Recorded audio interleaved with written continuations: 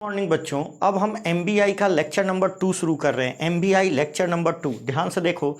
MBI का lecture number 2 क्या कहता है। एमबीआई के लेक्चर नंबर 2 में हम शुरू करते हैं। कल के क्लास में हम न्यूक्लियोटाइड बनाना सीख लिए थे और न्यूक्लियोसाइड बनाना सीख लिए थे। क्या किए थे? मान लो हम शुगर है, क्या है शुगर, तो मेरे इस साइड देखो, इस साइड एक साइड क्या रहेगा, नाइट्रोजिनस बेस, और एक साइड क्या रहेगा, फॉस्फेट। एक साइड नाइट्रोजिनस बेस और एक साइड फॉस्फेट। ठीक है, तो हम वही किए थे। क्या किए थे? एक तरफ शुगर रखे थे, एक तरफ नाइट्रोजिनस बेस रख दिए थे, और एक तरफ क्या लिख दिए थे बेटा, फॉस्फेट। और इसी को क्या बोले थे, नाइट्रोजिनस बेस और शुगर को क्या बोले थे, न्यूक्लियोसाइड। क्या बोला गया था, न्यूक्लियोसाइड। और इसको मिला के क्या बोला गया था, बोलो बोलो, सब याद आ जाएगा। इसको क्या बोले थे, न्यूक्लियोटाइड्स बोले थे। जरा इस बॉन्ड का नाम बताओ, इस बॉन्ड का नाम क्या बोला गया था, जो शुगर और फॉस्फेट को शुगर और नाइट्रोजिनस बेस को कनेक्ट करता था। हाँ याद होगा, N glycosidic bond, N glycosidic bond बोला गया था। जो शुगर और नाइट्रोजिनस बेस को कनेक्ट किया था उसको क्या बोले थे, एन ग्लाइकोसाइडिक बॉन्ड। जो शुगर और फॉस्फेट को कनेक्ट करता था उसको क्या करते थे, फॉस्फोईस्टर बॉन्ड, फॉस्फोईस्टर बॉन्ड। ये 5 मिनट का रिवीजन है, जो ध्यान से देखो, 5 मिनट का रिवीजन है। इसका हमेशा कार्बन, इसका हमेशा कौन था, कार्बन नंबर 1। और इसका नाइट्रोजन यदि 1 है, नाइट्रोजन 1 है तो वो क्या है, वो प्यूरीन है। वो क्या है, प्यूरीन। और नाइट्रोजन नंबर 9 है तो वो क्या है, पायरामिडीन। अच्छा, इसका 1 और इसका 5वां नंबर किससे, अच्छा इसको हम डैश करके बोले थे, 1 डैश किससे कनेक्टेड होता है, 1 नंबर यदि प्यूरीन रहे, और 1 डैश किससे कनेक्ट होता है, 9 नंबर यदि पायरामिडीन रहे। आ रहा है समझ में, पायरामिडीन रहे तो 9 नंबर से, और प्यूरीन रहे तो 1 नंबर से। ठीक है, और इसका 5 डैश किससे कनेक्ट होता है, फॉस्फेट से। किससे कनेक्ट होता है, फॉस्फेट से। ठीक है, फॉस्फेट से। हम बता चुके हैं कि डीएनए और आरएनए पर निगेटिव चार्ज होता है, किस वजह से, फॉस्फेट के वजह से। प्लस डीएनए और आरएनए एसिडिक नेचर का होता है, किसके वजह से, फॉस्फेट के वजह से। तो ये पूछा जाएगा। ठीक है, अच्छा एक बात बताओ, एक बार डीएनए और आरएनए बन गया तो क्या शुगर कांस्टेंट हो गया, फॉस्फेट भी कांस्टेंट हो गया, तो वेरी क्या करेगा, नाइट्रोजिनस बेस। तो कोई पूछेगा कि डीएनए और आरएनए में वेरी क्या करता है, तो बताना नाइट्रोजिनस बेस। कभी एडिनिन आएगा, कभी थाइमीन आएगा। ठीक है ना। अच्छा ये बात हो गई, ये बात हमने पढ़ चुका, ये बात हम लोग पढ़ चुके थे। अच्छा, दो नाइट्रोजिनस बेस, दो न्यूक्लियोटाइड को कौन कनेक्ट करता था, जैसे शुगर था, ये नाइट्रोजिनस बेस था, और ये क्या था, फॉस्फेट। फॉस्फेट, ये शुगर था, ये नाइट्रोजिनस बेस था, और ये क्या था, फॉस्फेट था। ये दो न्यूक्लियोटाइड है, दो न्यूक्लियोटाइड को कौन कनेक्ट करता था, जी हाँ भाई साहब, ये कनेक्ट कर रहा है। इसको क्या बोलते हैं, इसको बोलते थे फॉस्फोईस्टर, फॉस्फोईस्टर, और इसको भी बोलते हैं फॉस्फोईस्टर। तो दो नाइट्रोजिनस बेस को ये वाला कनेक्ट किया तो इसको बोलते थे फॉस्फोडाइस्टर। तो दो न्यूक्लियोटाइड को कौन कनेक्ट करता है बेटा, phosphodiester bond, phosphodiester bond. Phosphodiester bond किसको कनेक्ट करता है, दो न्यूक्लियोटाइड को कनेक्ट करता है। और फॉस्फोईस्टर बॉन्ड किसको करता है, शुगर को फॉस्फेट से कनेक्ट करता है। तो दो न्यूक्लियोटाइड को कनेक्ट करने वाला फॉस्फोडाइस्टर बॉन्ड। याद रहेगा, याद रहेगा ये सब बात पिछले क्लास में किया गया था। अब हम आगे लेके चलते हैं, आगे लेके चलते हैं। आज सीखते हैं नेमिंग ऑफ न्यूक्लियोटाइड और न्यूक्लियोसाइड। क्या सीखते हैं, नेमिंग ऑफ न्यूक्लियोसाइड और न्यूक्लियोटाइड्स। नेमिंग ऑफ न्यूक्लियोसाइड और न्यूक्लियोटाइड। एक बात याद रखना, न्यूक्लियोसाइड का यदि नाम लिखोगे, न्यूक्लियोसाइड, ठीक है, न्यूक्लियोसाइड, तो प्यूरीन रहे, यदि क्या रहे बेटा, प्यूरीन, यदि क्या रहे, प्यूरीन, तो प्यूरीन के लास्ट के नाम में लगाना सीन, और पायरामिडीन रहे तो इसके लास्ट में लगाना डीन। क्या लगाना, डीन। ठीक है, किसके नाम में, न्यूक्लियोसाइड के नाम में। और न्यूक्लियोटाइड रहे, क्या रहे, न्यूक्लियोटाइड रहे, तो इसके लास्ट में ये आसान है, चाहे प्यूरीन रहे चाहे पायरामिडीन रहे, सब के लास्ट में क्या लगाते हैं, आइलिक एसिड। आइलिक एसिड याद रहेगा, क्या लगाते हैं, आइलिक एसिड। नाम याद रहेगा, आइलिक एसिड। बस इसका एक एक्सेप्शन चलता है बेटा, न्यूक्लियोसाइड में प्यूरिन रहे तो सीन, पैरामिडीन रहे तो डीन, और न्यूक्लियोटाइड आसान है, प्यूरिन या पैरामिडीन, सब में आइलिक एसिड। बस न्यूक्लियोसाइड में एक एक्सेप्शन चलता है, साइटोसिन। साइटोसिन नाइट्रोजिनस बेस है, नाइट्रोजिनस बेस है, मत समझ लेना कि न्यूक्लियोसाइड है। न्यूक्लियोसाइड किसे बनाए हैं बताओ तो?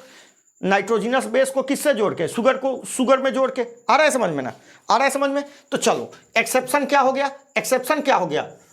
साइटोसिन। साइटोसिन क्या है? नाइट्रोजिनस बेस है। साइटोसिन क्या है बेटा? नाइट्रोजिनस बेस है। अब देखो, अब आगे देखो, एक एक करके सिखाते जाते हैं, ध्यान से देखते जाओ। बहुत आसान है, कोई बहुत बड़ा चीज नहीं है, बहुत 30 मार्क का हम नहीं बन रहे हैं, ठीक है। यहां देखो, जैसे मान लो हम एक तरफ लिख रहे हैं नाइट्रोजिनस बेस, एक तरफ लिख रहे हैं न्यूक्लियोसाइड, और एक तरफ लिख रहे हैं न्यूक्लियोटाइड। ध्यान से सुनो, ध्यान से सुनो। हम क्या लिखे? यहां लिखे नाइट्रोजिनस बेस, यहां क्या लिखे? यहां लिखे न्यूक्लियोसाइड, और यहां क्या लिखे? न्यूक्लियोटाइड। न्यूक्लियोटाइड, एक तरफ नाइट्रोजिनस बेस, एक तरफ न्यूक्लियोसाइड, और एक तरफ न्यूक्लियोटाइड। हम यहां लिख रहे हैं एडिनिन। बताओ एडिनिन क्या है? प्यूरिन है कि पैरामिडीन है? एडिनिन क्या है? प्यूरिन है। तो क्या नाम लिखेंगे? क्या नाम लिखेंगे? क्या लगाएंगे? सीन। क्या लगाएंगे? सीन। तो क्या बताओ क्या नाम लिखे यहां? एडिनोसिन। क्या नाम लिखे? एडिनोसिन। आ रहा है? एडिनोसिन। अच्छा एक बात और, यहां पर जो हम शुगर मान रहे हैं, शुगर मान रहे हैं, ये राइबोज शुगर है। कौन सा शुगर है? राइबोज, ठीक है। आ गया समझ में? शुगर है और इसमें नाइट्रोजिनस बेस है। समझ में आ रहा है? Nitrogenous base. तो नाइट्रोजिनस बेस के लिए क्या लेके आए? बोलो एडिनोसिन। और यहां क्या लगा दिए? एडिनिन। नाइट्रोजिनस बेस एडिनिन, तो यहां क्या लगा दिए? एडिनोसिन। और यहां कोई नामे में दिक्कत नहीं होगा, एडिनाइलिक एसिड। एडिनाइलिक एसिड, यहां सोचना ही नहीं है, क्या लिखना है? Adenylic acid. आ गया समझ में? आ गया समझ में? अच्छा मान लो हम ग्वानिन लेके आते। ग्वानिन भी क्या है? प्यूरिन है। ग्वानिन क्या है? आग बोले थे, प्यूरिन आग, ठीक है, प्यूरिन। तो इसके लिए क्या लिखोगे? ग्वानोसिन। फिर से बोलो ग्वानोसिन। और यहां क्या लिखोगे? ग्वानाइलिक एसिड। क्या लिखोगे? ग्वानाइलिक एसिड। आ रहा है समझ में? क्लियर हो गया? मान लो यहां पर तुम लेके आया साइटोसिन। अब देखो यहां दिक्कत है, साइटोसिन क्या है? साइटोसिन क्या है? बोलो साइटोसिन क्या है? साइटोसिन क्या है? नाइट्रोजिनस बेस है। तो यहां लगाते हैं साइटोसिन के जगह। साइटोसिन क्या है? नाइट्रोजिनस बेस है। मगर ये क्या है बताओ? ये क्या है? बोलो ये नाइट्रोजिनस बेस है। तो इसके लिए हम लिखते हैं, यहां क्या लिखेंगे? साइटिडीन। साइटिडीन क्यों लगाए साइटिडीन? क्योंकि ये क्या है? पैरामिडीन। ये पैरामिडीन है, इसलिए क्या लगाए? साइटिडीन। और यहां क्या लिख देंगे? Cytidylic acid. क्या लिख देंगे? Cytidylic acid. समझ में आ रहा है?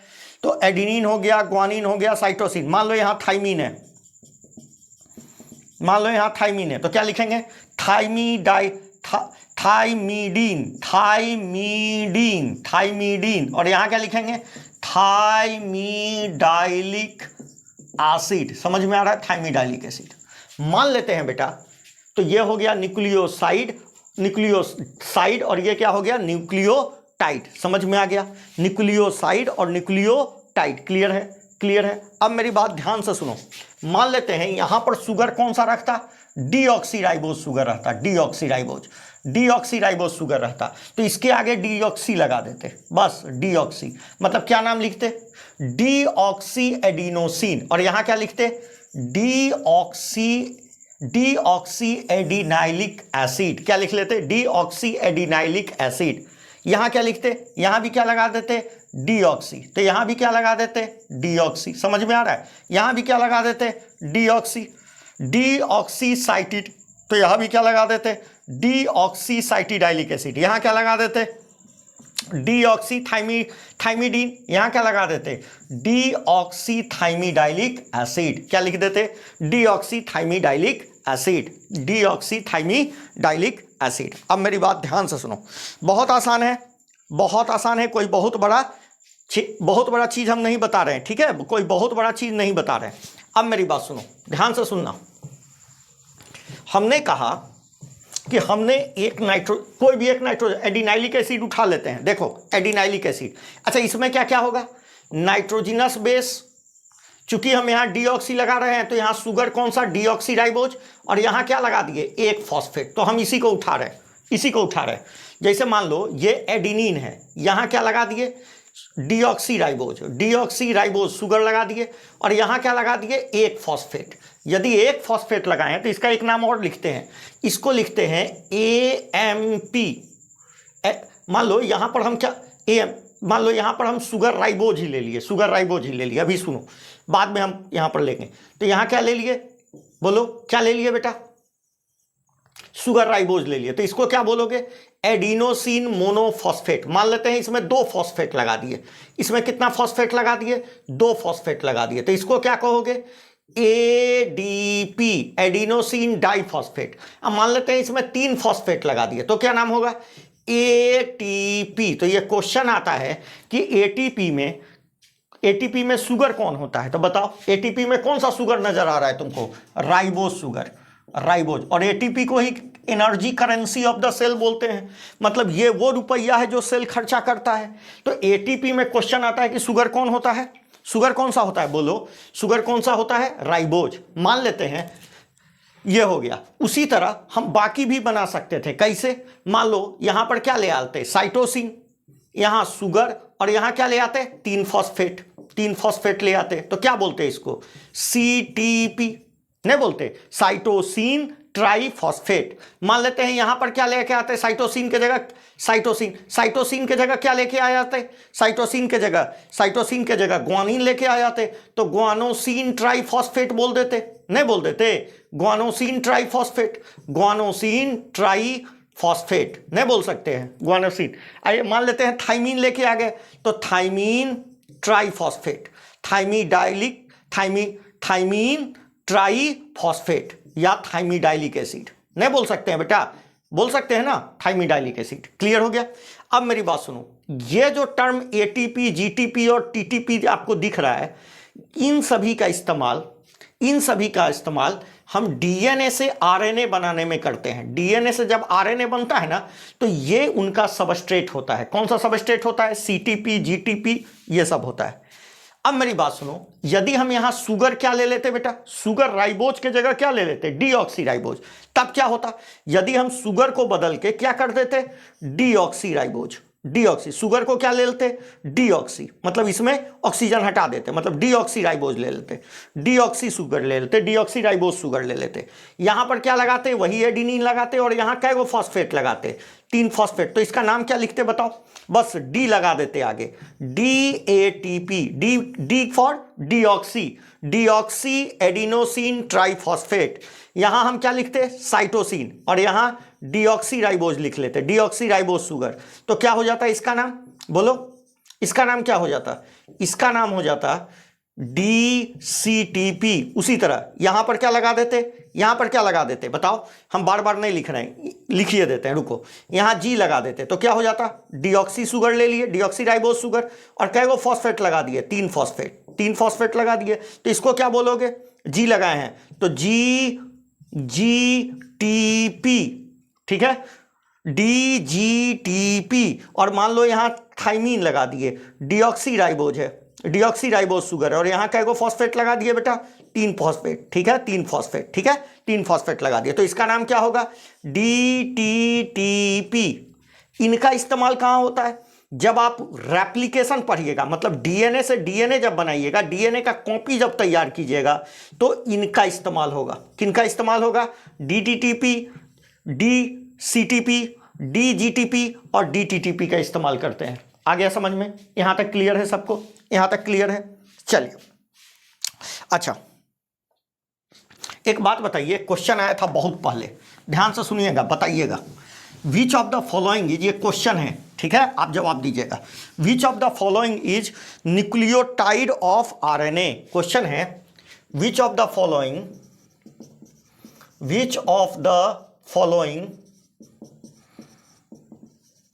Is nucleotide of RNA।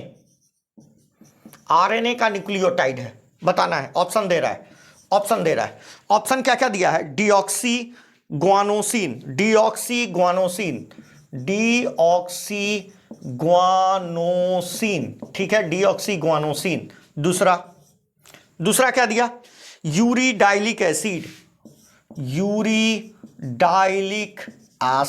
यूरिडाइलिक acid. तीसरा ऑप्शन क्या दे रहा है बेटा? तीसरा दे रहा है एडिनोसिन, न्यूक्लियोटाइड नहीं बेटा, न्यूक्लियोसाइड है, न्यूक्लियोसाइड, ये क्वेश्चन था। विच of the following is nucleoside of RNA. और चौथा है साइटोसिन। अब बताओ कौन सा है? तो हम मारेंगे तीसरा नंबर, पूछो क्यों? एडिनोसिन। देखो ये डीऑक्सी गुआनोसिन है, तो डीऑक्सी तो आरएनए में होता नहीं है, अरे डीऑक्सी नहीं ना होता है, उसमें तो क्या होना चाहिए? राइबोज शुगर होना चाहिए, तो ये ऑप्शन कट गया। यूरिडाइलिक एसिड, आइलिक एसिड किस में लगता है? ये तो ना, ये क्या है? न्यूक्लियोटाइड है, ये तो ये तो नहीं है, तो न्यूक्लियोटाइड है, ये भी कट गया। अब देखो साइटोसिन, ये तो नाइट्रोजिनस बेस है, बोले थे ना ये एक्सेप्शन है, तो बचा कौन? एडिनोसिन। तो एडिनोसिन क्या है बेटा?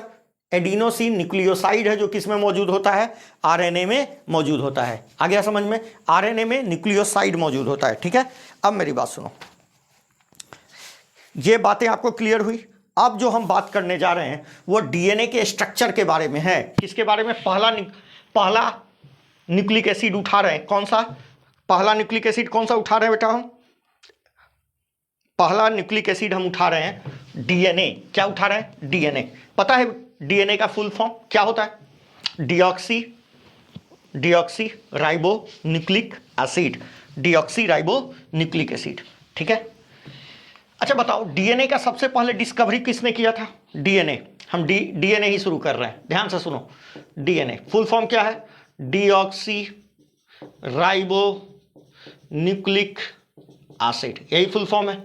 सबसे पहले देखा किसने था डीएनए को? हाँ, तो वही फ्रेडरिक मिस्चर ने ही देखा था। फ्रेडरिक मिस्चर ने कब? 1863 में देखा था, पस सेल में। कहाँ देखा था? पस सेल में। तो 1863 में सबसे पहले किसने देखा था? इसी ने देखा था।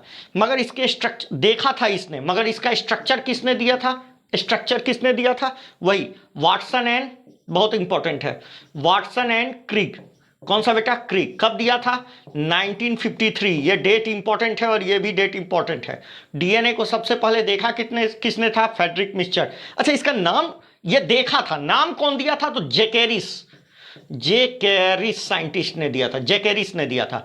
मगर इसके स्ट्रक्चर को किसने दिया था? वाटसन और क्रिक ने। एक सवाल आता है बेटा कि देखा कब गया डीएनए? 1863 में। मगर इसका पहला जो स्ट्रक्चर या मॉडल आया, स्ट्रक्चर या फिर मॉडल ऑफ डीएनए, मॉडल जो आता है वो आता है 1953 में। मतलब इतना साल तक साइंटिस्ट झक मार रहे थे क्या?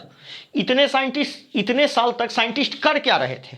क्या उनको डीएनए नहीं दिखा? मगर ड्यू टू टेक्निकल लिमिटेशन उस समय तक इलेक्ट्रॉन माइक्रोस्कोप जैसा 1950 में इलेक्ट्रॉन माइक्रोस्कोप का डिस्कवरी होता है, ठीक है।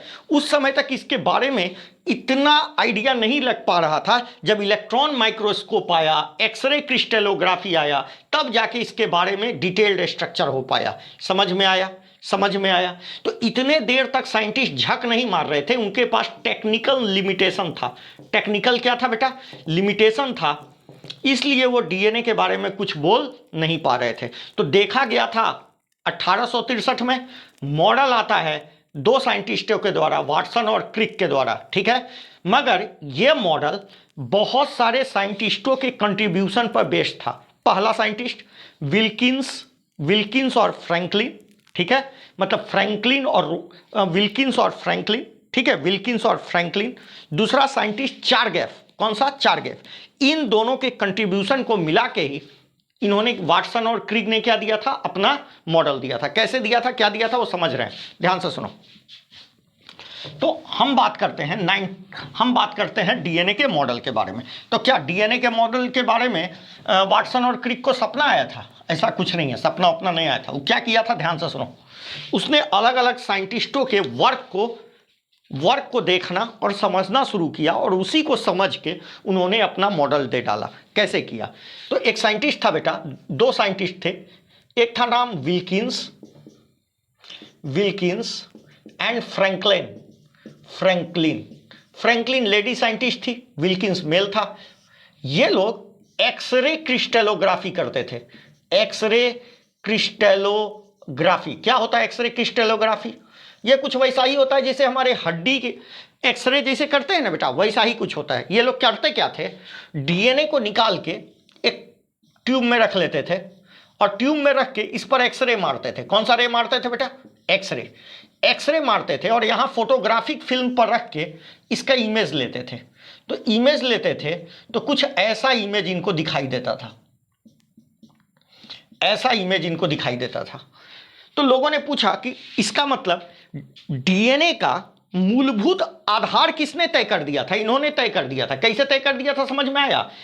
कैसे तय कर दिया था समझ में आया? एक्सरे क्रिस्टलोग्राफी करके। एक्सरे जब एक्सरे मारा डीएनए पर टेस्ट ट्यूब में रख के तो उसका एगो फिंगरप्रिंट, ब्लू फिंगरप्रिंट तैयार हो गया। लोगों ने जब, और ये सबको दिखाते बोलते थे, देखो देखो हम एक्सरे बना लिए, डीएनए का फिंगरप्रिंटिंग निकाल लिए, जैसे हड्डी का फिंगरप्रिंटिंग हम लोग को जैसे दिया जाता है। किसी आदमी का हड्डी टूटल है कि नहीं, वो बोलता है गांव देहात से आके कि देखो ना भैया मेरा हड्डी टूट गया, तो हम लोग भी देख के समझने का कोशिश करते हैं, घंटा समझ में नहीं आता है। उसी तरह चूंकि ये करते भी थे, ये टेक्नीशियन थे, करते थे, ये टेक्नीशियन थे। डॉक्टर तो डॉक्टर भी थे मगर ये उतना एक्सपर्ट नहीं थे कि ये स्ट्रक्चर को डिटेल में समझ सकें।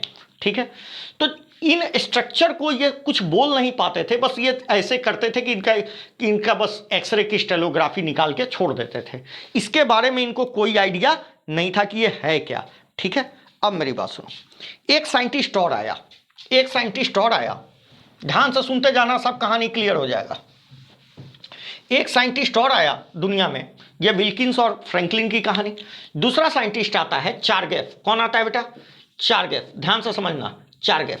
चार्गेफ ने कहा कि किसी भी डबल स्टैंडर्ड डीएनए में, डीएनए डबल स्टैंडर्ड होता है, डबल स्टैंडर्ड डीएनए में, डबल स्टैंडर्ड डीएनए में जितना प्यूरिन होता है उतना ही पायरामिडीन होता है। जितना प्यूरिन होता है उतना ही पैरामिडीन होता है। क्या चार्गेफ क्या बोल रहा है? चार्गेफ का लॉ कहता है कि डबल स्टैंडर्ड डीएनए में जितना प्यूरिन होता है उतना ही क्या होता है? पैरामिडीन होता है। मतलब एडिनिन जितना होगा उतना ही क्या होगा बेटा? एडिनिन के साथ कौन आता है? आग बोलते थे, तो जितना एडिनिन होगा उतना ही ग्वानिन होगा। मतलब इसको हम मैथमेटिकली A/G या फिर इसी को लिख सकते हैं G/, इसको इधर ले जाओ चाहे इसको इधर ले आओ, दोनों का रेशियो क्या हो गया? 1। समझ में आ गया? इसी को ऐसे लिख दिया गया। एडिनिन बराबर हमेशा क्या होता है? प्यूरिन बराबर हमेशा क्या होता है बेटा? प्यूरिन बराबर हमेशा क्या होता? ओहो, ये गलती हो गया ना। प्यूरिन हमेशा क्या होता है? पैरामिडीन के बराबर होता है। प्यूरिन हमेशा क्या होता है बेटा? प्यूरिन कौन कौन है? प्यूरिन हमेशा पैरामिडीन। तो ए हमेशा किसके बराबर होगा? टी के बराबर। ये गलती हो गया बेटा हमसे, सॉरी। ए किसके बराबर होगा? ए हमेशा टी के बराबर होगा। तो A/T कहो या T/A कहो, इनका वैल्यू हमेशा किसके बराबर आएगा बेटा? 1 के। ये भी चार्गेफ रूल है। या G हमेशा किसके बराबर होगा? C के।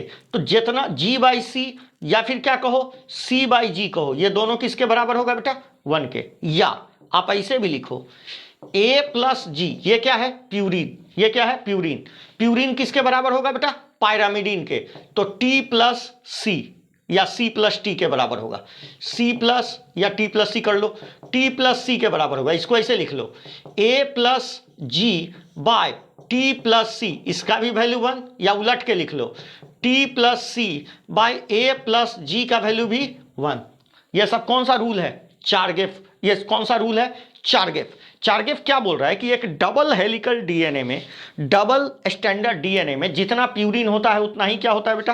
पैरामिडीन। प्यूरिन और पैरामिडीन का जो वैल्यू होता है वो हमेशा क्या होता है? कांस्टेंट। अच्छा बताओ, क्या चार्गेफ का रूल सिंगल स्टैंडर्ड डीएनए पर लगेगा? नहीं लगेगा। बता सकते हो सिंगल स्टैंडर्ड डीएनए कहां होता है? हाँ जी, 5x174 बैक्टीरियोफाज बताए थे कल, बैक्टीरियोफाज, इस पर नहीं लगेगा, सिंगल स्टैंडर्ड डीएनए पर नहीं लगता। क्या डबल स्टैंडर्ड डीएनए पर लगेगा?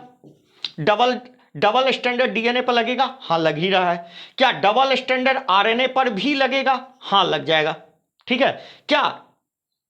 क्या सिंगल स्टैंडर्ड आरएनए पर लगेगा? नहीं लगेगा। अच्छा, कुछ नहीं बोले, कुछ नहीं बोले, सिंगल स्टैंडर्ड डबल स्टैंडर्ड, बोले कि क्वेश्चन कि क्या चारगेफ रूल डीएनए पर लगता है? हाँ लगता है। कहोगे क्यों? क्योंकि ज्यादातर केसों में डीएनए कैसा होता है? डबल हेलिक्स होता है, ठीक है। और पूछेगा कि क्या चारगेफ रूल आरएनए पर लगता है? तो नहीं लगता। सिंगल स्टैंड डबल स्टैंड ना करे तो बोलना मत लगता है। क्यों नहीं लगता? क्योंकि ज्यादातर केसों में आरएनए कैसा होता है? सिंगल स्टैंड ही होता है, और सिंगल स्टैंड पर यह रूल नहीं लगता। कौन सा रूल नहीं लगता? ये रूल नहीं लगता, इसका रूल, चारगेफ का रूल नहीं लगता। ये बात क्लियर है? चारगेफ का रूल क्लियर है? चारगेफ का रूल क्लियर है, ठीक है। अब मेरी बात सुनो, ध्यान से सुनना। चारगेफ का रूल और कौन सा रूल? चारगेफ का रूल। अच्छा, इस पर कुछ क्वेश्चन करा दे क्या? पहले इस पर कुछ क्वेश्चन करा दे कि बाद में इस पर क्वेश्चन देखेंगे? बाद में क्वेश्चन देखते हैं, पहले मॉडल देखते हैं। तो ये दोनों के लॉ को क्या किया गया?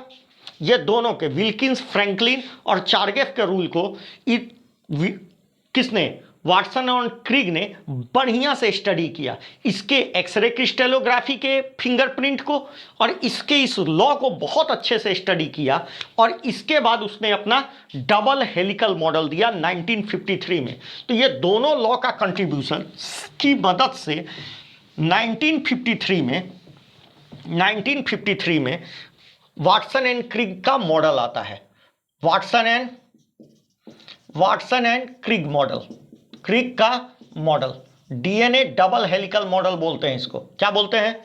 डीएनए का डबल हेलिकल मॉडल। एकदम समझा रहे हैं, रुको। कब आया? 1953 में ये मॉडल आता है। कैसा मॉडल था, क्या था? ध्यान से सुनो। इसने कहा, वाटसन और क्रिक के अनुसार, ध्यान से सुनना, ये दोनों के साइंटिस्ट का कंट्रीब्यूशन लेते हुए ये मॉडल बना रहा है। कैसे बना रहा है, क्या बना रहा है, सुनो। मान लो ये शुगर है, डीऑक्सीराइबोस शुगर है, ये शुगर है, और इसके इधर क्या है? नाइट्रोजिनस बेस, मान लेते हैं एडिनिन है, ठीक है। यहां पर फॉस्फेट है, यहां फॉस्फेट, ठीक है, फॉस्फेट। यहां भी डीऑक्सीराइबोस शुगर है, डीऑक्सीराइबोस शुगर है। यहां क्या है? अच्छा, शुगर ही लिखे क्या? अच्छा चलो ना, वही लिखते हैं, थाइमीन है। यहाँ क्या है? फॉस्फेट है। यहाँ क्या है? डीऑक्सीराइबोस शुगर है। यहाँ क्या है? यहाँ ग्वानिन है। यहाँ क्या हो गया बेटा? फॉस्फेट है। यहाँ क्या है? डीऑक्सीराइबोस शुगर है, यहाँ क्या है? साइटोसिन है। यहाँ क्या हो गया? फॉस्फेट है। ये एक न्यूक्लियोटाइड, ये भी एक न्यूक्लियोटाइड, ये भी एक न्यूक्लियोटाइड, और ये भी एक न्यूक्लियोटाइड। ऐसा ही न्यूक्लियोटाइड इधर भी बना रहा है। क्या बना रहा है? डीऑक्सीराइबोस शुगर, यहाँ पर क्या? फॉस्फेट, ठीक है। यहाँ थाइमीन, यहाँ पर डीऑक्सीराइबोस शुगर, यहाँ क्या? फॉस्फेट। यहाँ क्या बताओ? यहाँ क्या? एडिनिन। यहाँ डीऑक्सीराइबोस शुगर, यहाँ क्या? फॉस्फेट। यहाँ क्या? साइटोसिन। डीऑक्सीराइबोस शुगर, यहाँ पर क्या? फॉस्फेट, और यहाँ क्या? ग्वानिन। एक बात याद रखना बेटे, एडिनिन हमेशा डबल बॉन्ड से पेयर करता है थाइमीन से, और ग्वानिन हमेशा पेयर करता है साइटोसिन से ट्रिपल बॉन्ड से। ये 3 हाइड्रोजन बॉन्ड है और ये 2 हाइड्रोजन बॉन्ड है। कहोगे ऐसा क्यों? ऐसा इसलिए क्योंकि इनका स्ट्रक्चर ही ऐसा होता है। एडिनिन हमेशा पेयर करेगा तो थाइमीन से, या उल्टा भी बोलो, थाइमीन हमेशा पेयर करेगा तो एडिनिन से, ग्वानिन हमेशा पेयर करेगा तो साइटोसिन से, साइटोसिन हमेशा पेयर करेगा तो थाइमीन से। ये डबल बॉन्ड से पेयर करता है और ये ट्रिपल बॉन्ड से। ऐसा इसलिए होता है क्योंकि ये एक दूसरे के कॉम्प्लीमेंट्री होते हैं। कॉम्प्लीमेंट्री समझते हो? जैसे ये पेन और कैप एक दूसरे के क्या है? कंप्लीमेंट्री है। ये जब पेयर करेंगे तो एक दूसरे से पेयर करेंगे, दूसरे से पेयर नहीं होंगे। करके देखो, मान लो मेरे पास दूसरा कैप है, हम चाह के भी इसको इसमें नहीं लगा सकते क्योंकि ये एक दूसरे के लिए, इन दोनों का स्ट्रक्चर एक दूसरे से मैच ही नहीं करता। उसी तरह एडिनिन का स्ट्रक्चर किससे मैच करता है? थाइमीन से। और ग्वानिन का किससे मैच करता है? साइटोसिन से। और जब ये दोनों एक दूसरे के करीब आते हैं तो एडिनिन और थाइमीन डबल हाइड्रोजन बॉन्ड बनाता है, और ग्वानिन और साइटोसिन ट्रिपल हाइड्रोजन बॉन्ड बनाता है। क्लियर? अब देखो, यहां पर डबल बॉन्ड बन जाएगा, यहां पर भी डबल बॉन्ड बन जाएगा, यहां पर कैसा बॉन्ड बन जाएगा? ट्रिपल, और यहां पर भी कैसा बॉन्ड बन जाएगा? ट्रिपल। आ गया समझ में? ट्रिपल। अब मेरी बात सुनो, एक न्यूक्लियोटाइड को दूसरे न्यूक्लियोटाइड से हम कनेक्ट करते हैं। कौन सा बॉन्ड? Phosphodiester bond. ये रहा फॉस्फोडाइस्टर बॉन्ड, ये रहा फॉस्फोडाइस्टर बॉन्ड, ये भी क्या रहा? Phosphodiester bond. यहां पर भी फॉस्फोडाइस्टर बॉन्ड, देखो फॉस्फोडाइस्टर बॉन्ड, कौन सा बॉन्ड? Phosphodiester bond. एक बात याद रखना, बताओ इसका कौन सा इंड फ्री है? तीसरा वाला OH फ्री, और इसका पांचवा वाला फॉस्फेट फ्री। तो इसका 3' फ्री। क्यों डैश? क्यों डैश? क्यों डैश? क्योंकि हम बोले थे शुगर का जब भी नंबरिंग करते हैं तो डैश लगा के करते हैं, क्योंकि इसमें 1 2 3 किए थे, नाइट्रोजिनस बेस में 1 2 3 किए थे। और ये कौन सा हो गया? 5'। तो ये इंड कौन सा हो गया बेटा? ऊपर हम हमेशा 5 से 3 बोलते हैं, 5 से 3। तो चलो कौन सा हो गया? ये इंड हो गया ऐसे, ये हो गया 5', और ये कौन सा हो गया बेटा? 3'। 5', 3'। यहां आओ, ध्यान से सुनो। इसका शुगर यदि ऊपर देखता है ना बेटा, तो इसका शुगर नीचे पलटा रहता है। इसीलिए ऊपर यहां क्या फ्री है? OH, और यहां क्या फ्री है? फॉस्फेट। यहां क्या फ्री है? फॉस्फेट। यहां क्या फ्री है बेटा? फॉस्फेट। 5' पर क्या फ्री है? फॉस्फेट। यहां फॉस्फेट फ्री है।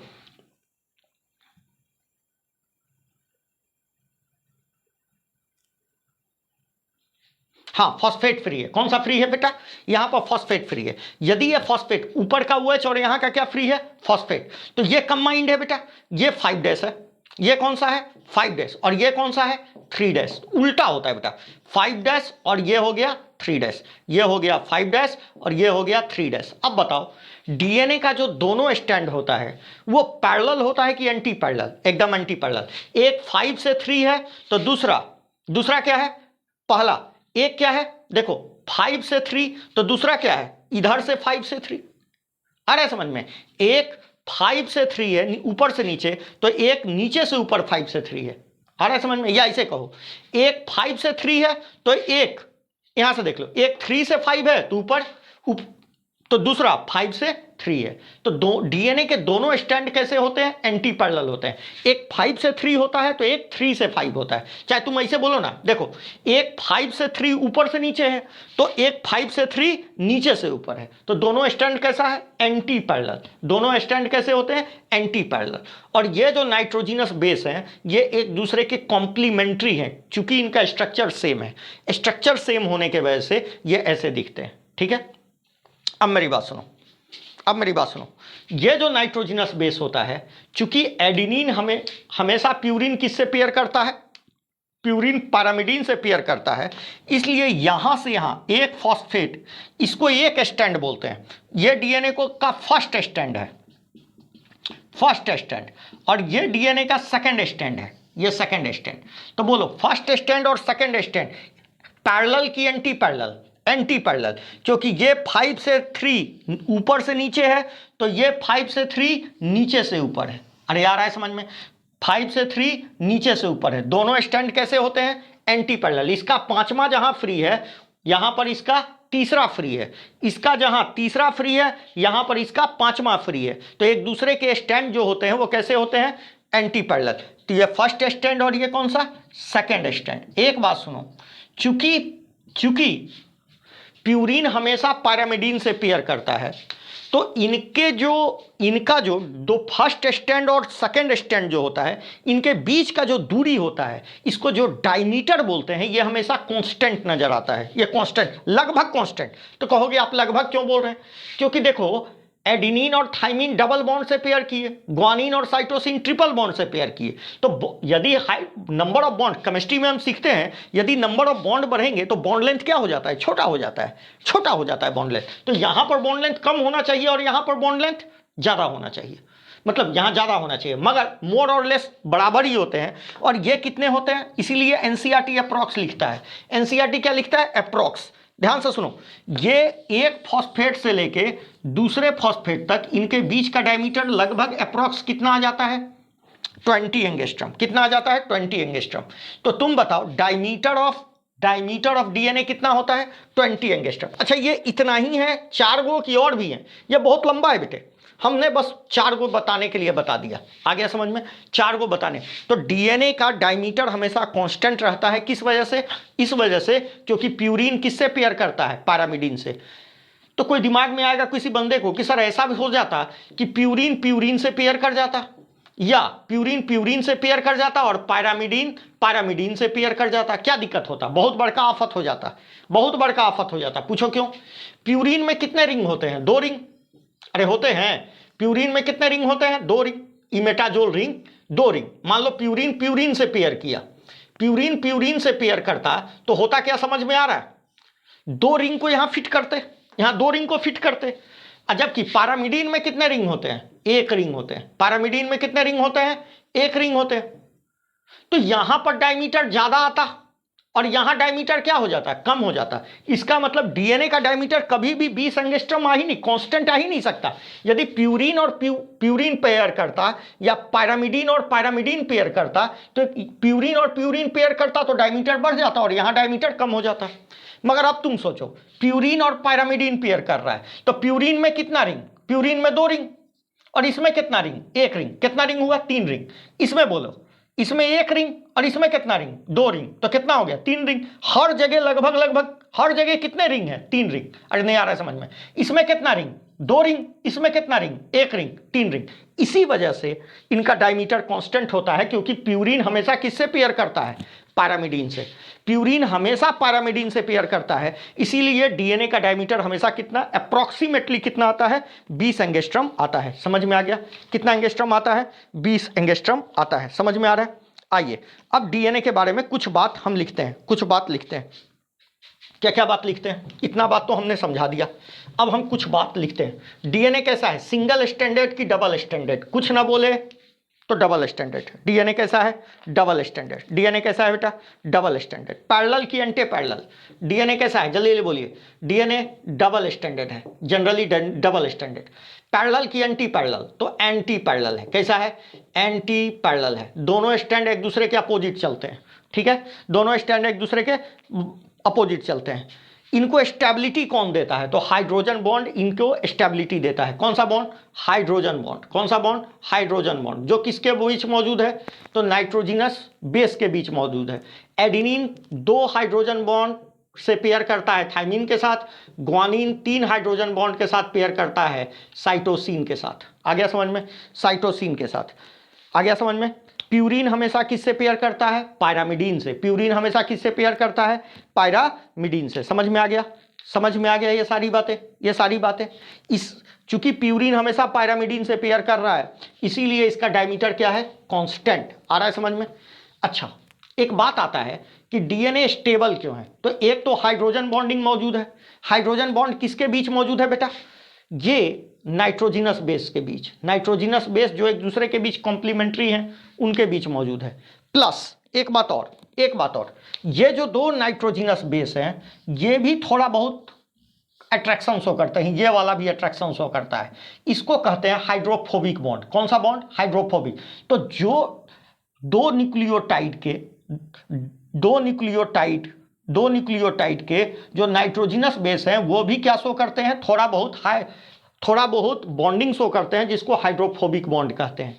ये 2 नाइट्रोजिनस बेस एक दूसरे पर स्टैक होते हैं और थोड़ा बहुत अट्रैक्शन शो करते हैं, जिसको कहते हैं कौन सा बॉन्डिंग बेटा? कौन सा बॉन्डिंग? Hydrophobic bond. तो एक क्वेश्चन आया था बहुत पहले कि विच bond is not present in DNA. DNA में कौन सा बॉन्ड प्रेजेंट नहीं होता?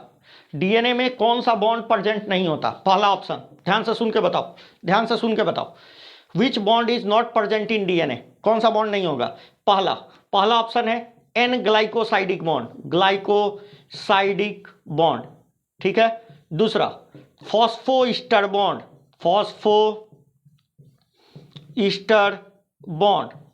तीसरा हाइड्रोजन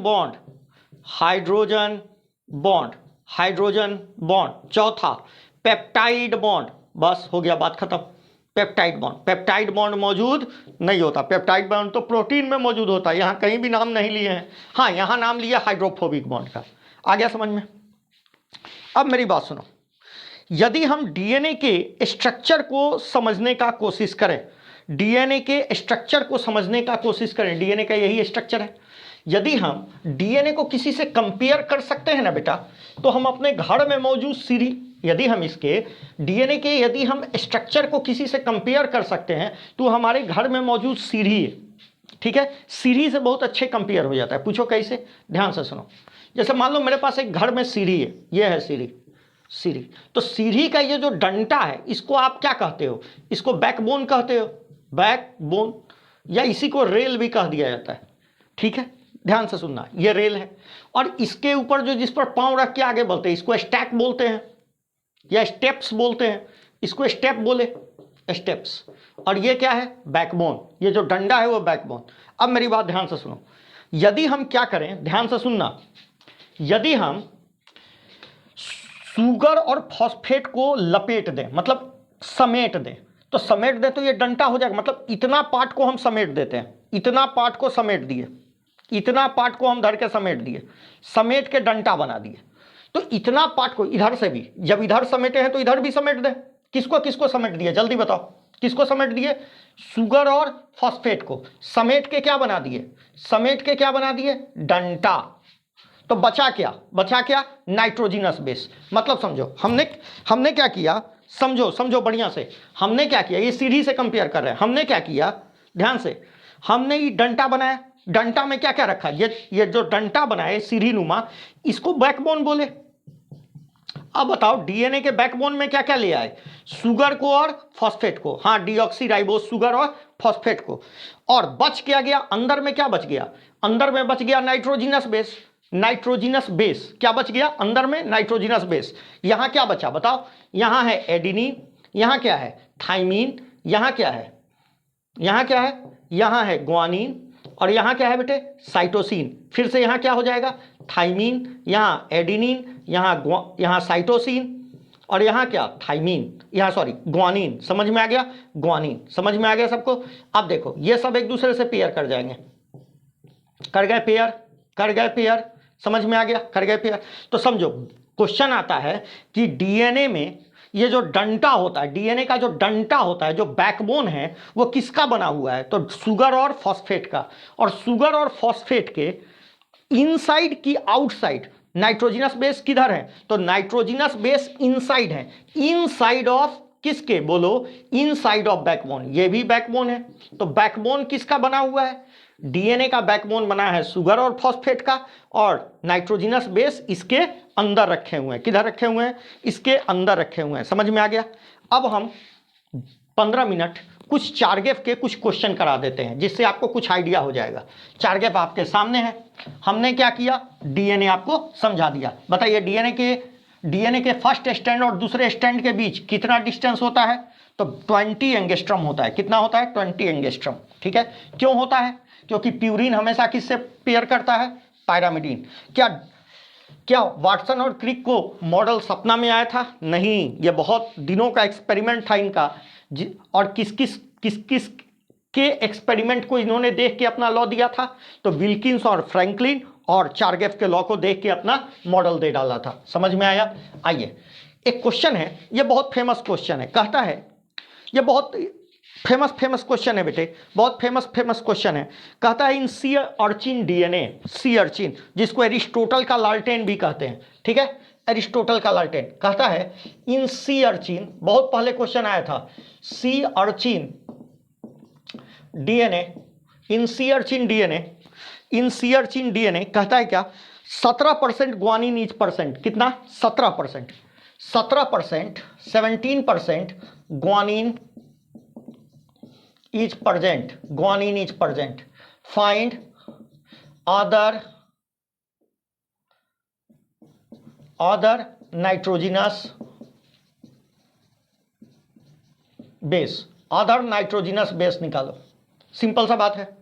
ग्वानिन कितना परसेंट है बेटा, ग्वानिन देखो बहुत आसान तरीका है, टोटल हम नाइट्रोजिनस बेस कितना मान लेते हैं, 100। नाइट्रोजिनस बेस डीएनए में क्या क्या हो सकता है बोलो, डीएनए में क्या क्या हो सकता है, एडिनिन, ग्वानिन, साइटोसिन और थाइमिन, यही हो सकता है। ग्वानिन कितना दे दिया बेटा, ग्वानिन कितना दे दिया, देखो हम 2 मिनट में करने का तरीका बता रहे हैं। ग्वानिन कितना दे दिया, 17। तो ग्वानिन के बराबर ही क्या होता है, ग्वानिन के बराबर ही क्या होता है, ग्वानिन के बराबर साइटोसिन होता है। तो साइटोसिन कितना हो गया बेटा, 17। अब बताओ 17 कितना चला गया, 17 34 चला गया, बचा कितना बोलो, बचा कितना, बचा 100 में से 34 चला गया, बचा कितना 64, नहीं 64 कहाँ बचा, 64 कहाँ बचा, 64 नहीं 66, कितना बचा 66, नहीं बचा 66। अब जो 66 बचा होगा वो क्या होगा, एडिनिन और थाइमिन, मतलब ये एडिनिन और थाइमिन का सम है, एडिनिन प्लस थाइमिन है ये, नहीं क्या, ये क्या हो गया, ग्वानिन प्लस साइटोसिन। ग्वानिन 17 है तो साइटोसिन भी 17 होगा, दोनों का सम कितना हो गया 34। अब बताइए एडिनिन और थाइमिन कितना बचा हुआ, एडिनिन और थाइमिन है, और एडिनिन भी किसके बराबर होता है, थाइमिन के, तो इसको आधा आधा कर दीजिए। एडिनिन कितना हो गया, एडिनिन 33, और साइटोसिन और थाइमिन भी कितना हो गया 33। आ गया समझ में, क्लियर हो गया, क्लियर हो गया। कैसे किए, 100 मान लिए टोटल, ग्वानिन खुद दिए हुए 17, तो साइटोसिन भी हो गया 17, टोटल कितना हो गया 34। तो जितना प्यूरिन होता है उतना ही तो पायरामिडीन होता है, ठीक है। ये जितना प्यूरिन होता है उतना ही क्या होता है बेटा, पायरामिडीन, जितना प्यूरिन उतना ही पायरामिडीन, ये बताए ना अभी, प्यूरिन जितना पायरामिडीन, तो पायरामिडीन बचा हुआ ये हो गया, सॉल्व कर लिया, ठीक है। आ गया, नहीं तो देखो ना ये 4 हैं तो 4, ग्वानिन प्लस साइटोसिन बचा 34, तो ग्वानिन निकल गया साइटोसिन निकल गया, बचा क्या, ग्वानिन निकल गया, ग्वानिन निकल गया, साइटोसिन निकल, बचा एडिनिन और थाइमिन। एडिनिन और थाइमिन कितना हो गया 66, और एडिनिन और थाइमिन दोनों बराबरे होते हैं, तो इसको 2a लिख लो बाई 66, तो a निकाल लो, बचा हुआ t आ गया। मैथ का थोड़ा सा रूल है, ठीक है। अगला देखो,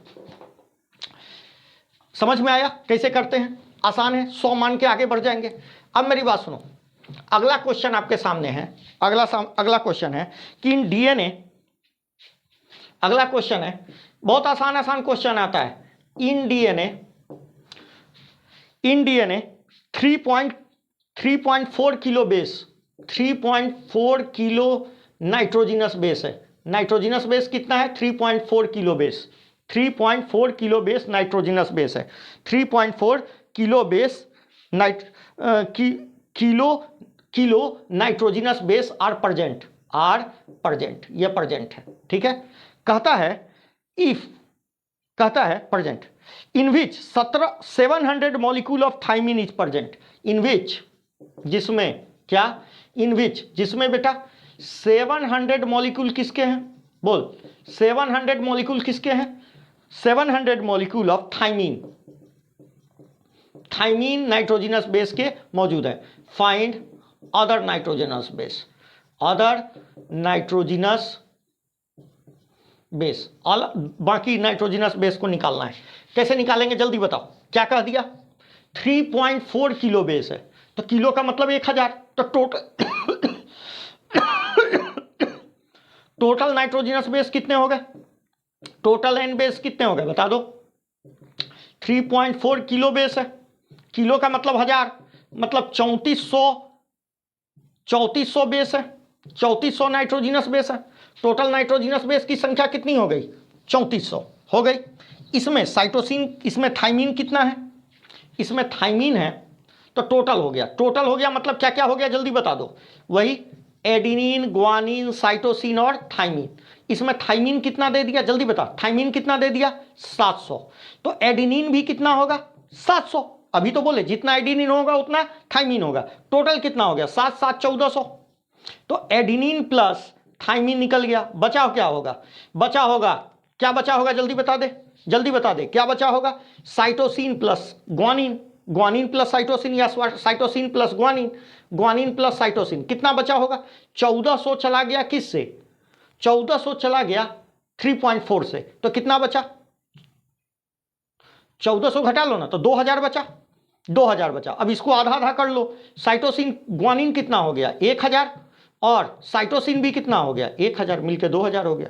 आ गया समझ में, क्लियर हो गया, क्लियर हो गया। तो ये सब लल्लू लल्लू क्वेश्चन आपको आएगा और कुछ नहीं, ठीक है। एक क्वेश्चन और आया था, बच्चों ने बहुत दिनों तक हमसे पूछा था कि सर इसका आंसर क्या होगा। लास्ट क्वेश्चन दिख रहे हैं, लास्ट क्वेश्चन देख रहे हैं, ध्यान से सुनो। कहता है इन 5x174, इन 5x174 बैक्टीरियोफाज एक वायरस है, ठीक है। इन 5x174 बैक्टीरियोफाज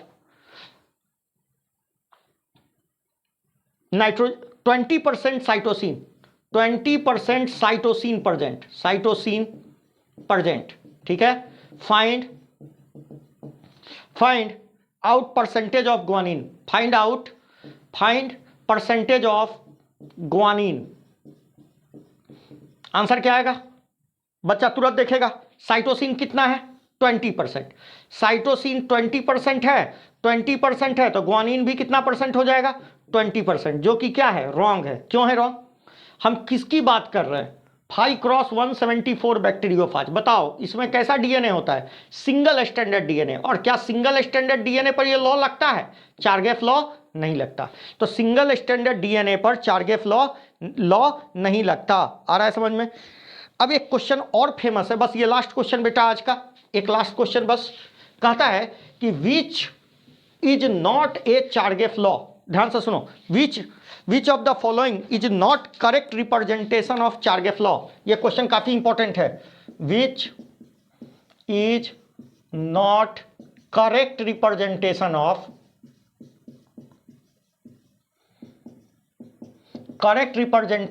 चारगेफ लॉ। पहला ध्यान से सुनना, गलती मत लिखना। करेक्ट रिप्रेजेंटेशन नहीं है, ठीक है?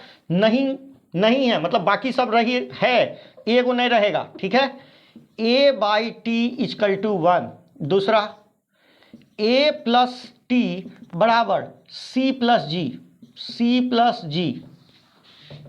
तीसरा A+G बराबर C+T, ठीक है? और चौथा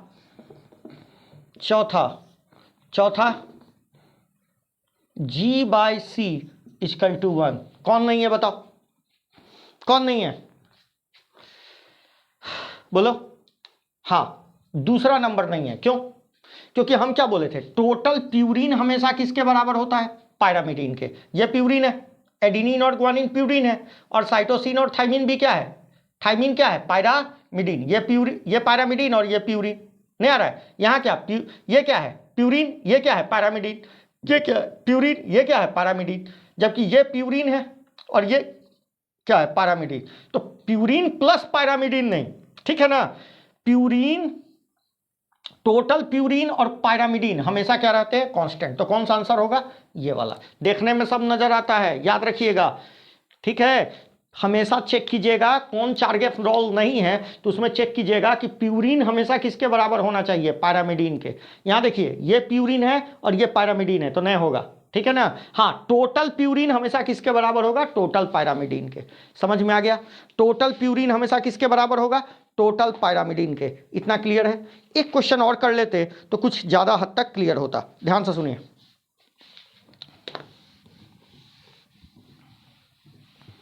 देखिए इधर, यहां देखिए, 1 मिनट का क्वेश्चन है। यहां देखिए, मान लेते हैं ये एक डीएनए है,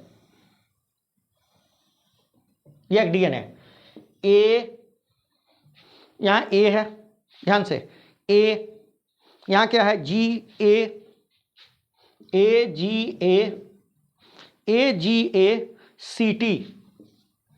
CT। यहां क्या हो जाएगा?